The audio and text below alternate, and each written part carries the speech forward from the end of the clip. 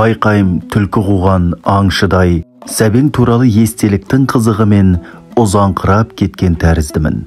Біраз шегінбеске болмас. Есеу жылдарының төңірегінде әңгіме сол кітаптың өзі туралы деумен шектелмейді. Айтыстың аяғы қазақ әдебиеті деген рухани әлемнің ішіндегі азамат соғысына айналып кете жаздады. Әбділда Тәжібаев, Мұхамеджан Қаратаев, Зейін Шашкин және басқалар Сәбит Мұқанов жағына, Әлжаппар Әбішев, Әбдіжәміл Нұрпейісов, Тахауи Ақтанов, Ғабиден Мұстафин жағына шыққан тәрізді. Ал Ғабит Мүсірепов, Тайыр Жароков, Жұбан Молдағалиев секілді біраз қаламгерлер аралық позиция ұстауға тырысты. Есеу жылдарының төңірегінде бір майдан жүріп жатса, қазақ әдебиеті мен жұлдыз редакцияларының арасында тағы бір майдан пайда болып, оның да оты өрши түскенді. Бұлардың қай-қайсысы да жақсылыққа апармайтын жайсыз жайлар еді. Әдебиет пен өнердегі дау мәңгі дау. Ол қай елде болмасын, қай халықта болмасын, әлсін-әлсін, жиі-жиі болып тұратын таныс құбылыс. Солай деп қарауға да болар еді. Бірақ бұл айтыстың аяғы насырға шауып, қазақы ірең ала бастады. Ең жаманы бұл ауруда әдеби саяси идеологиялық нышан басым бола тұра, жершілдік, рушылдық симптом да жоқ емес еді. Ең бастысы абырой болғанда бұл дау тап-таза аға буынның дауы еді. Жастар әлі келгенінше қалыс қалды. Аға буынның бір ақылдылығы осы пәлеге жастарды араластырғысы келмеді-ау деймін. Өз басым соны байқадым және солай түсіндім.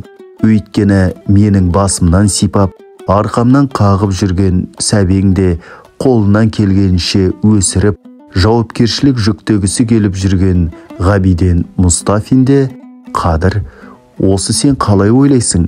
Кімдікі дұрыс, кімдікі бұрыс? Сен өзің қай жағындасың деп сұраған жоқ. Мені бір күні сол кездегі басшымыз шақырды. Жасыратыны жоқ. Әңгіме күннен күнге асқынып бара жатқан. Әңгіме сол төңіректе болатын шығар деп жобаладым. Ондай жағдайда әрі редактор, әрі президиум мүшесі Әбдіжәміл Нұрпейісовпен сөйлеспей ме? Мен кіммін ақылдасатын? Бар болғаны бас редактордың, яки Нұрпейісовтің орынбасары ғанамын. Нұрпейісов деп бастады Ғабең әңгімесін. Соғыстан бұрын да, соғыстан кейін де жауапты жұмыс істеп көрмеген азамат. Рас, ол жақсы жазушы, бірақ редакторлық тәжірибесі жоқ. Соған қарамай өте жақсы журнал шығарып жүр. Бұл өзі негізінен редакцияда отырған жастардың еңбегі болу керек. Өз басым солай топшылаймын. Ал Нұршайықов тәжірибелі журналист, көпті көрген қаламгер, өзі де әділ жігіт. Бірақ қазақ әдебиеті дұрыс бағыт ұстамай отыр. Соның бәрі орынбасарының әсері ғой деймін. Жақын арада президиум мәжілісінде сол газеттің мәселесін қарамақ ойымыз бар. Орынбасарды орнынан босатып, басқа біреуді қоятын болармыз сірә. Міне сол орынға өзіңді лайық па деп есептеп отырмыз.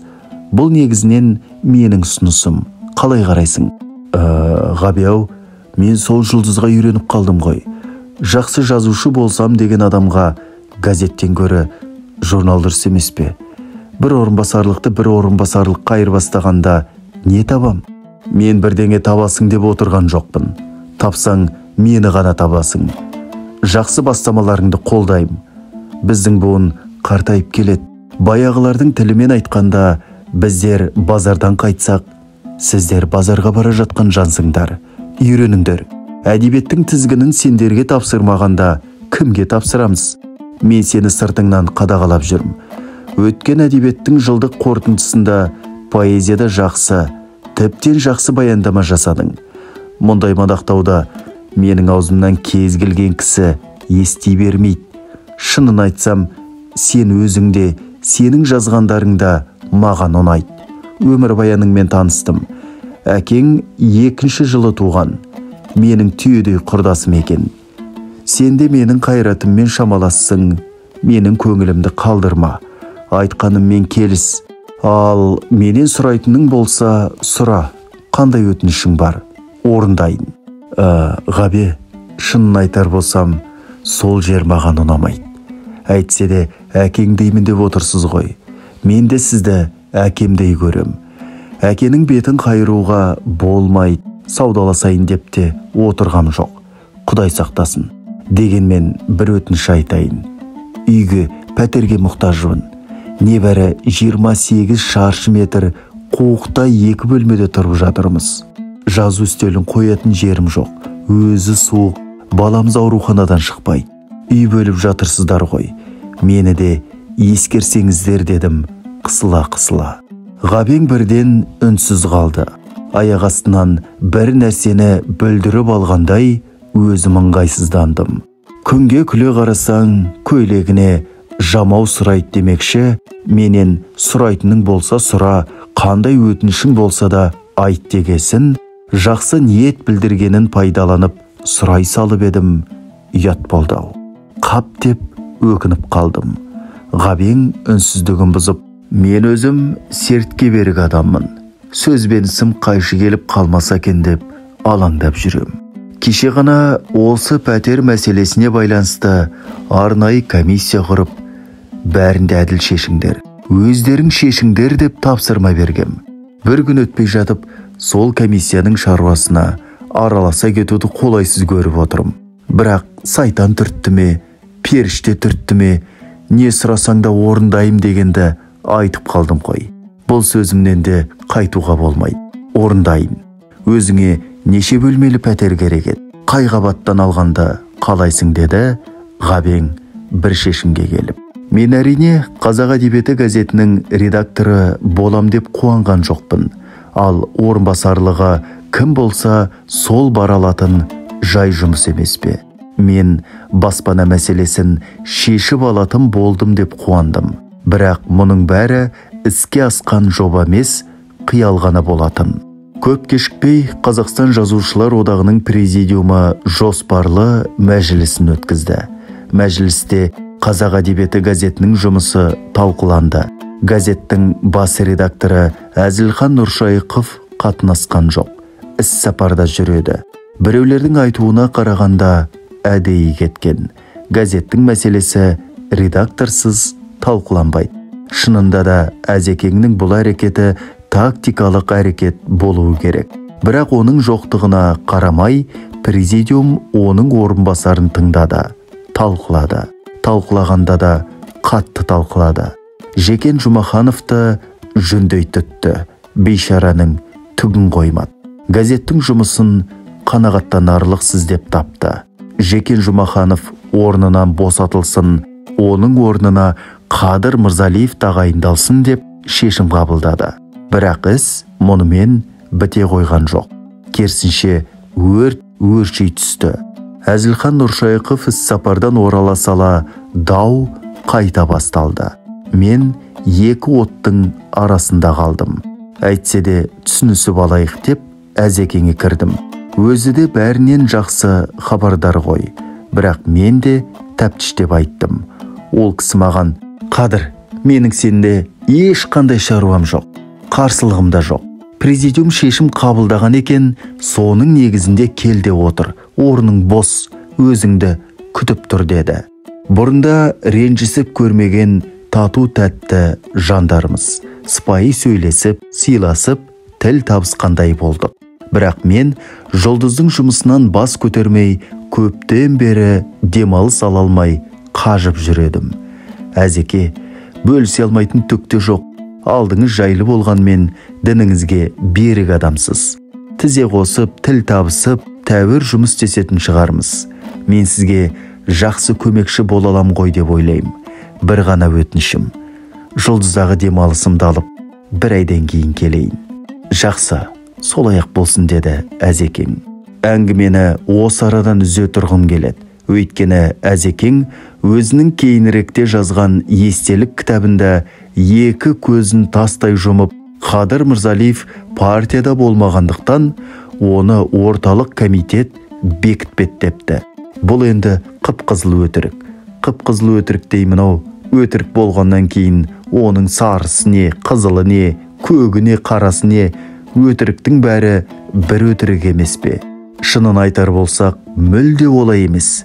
Сірә менің орынбасар болып барғанымды біраз адам қаламаған болу керек.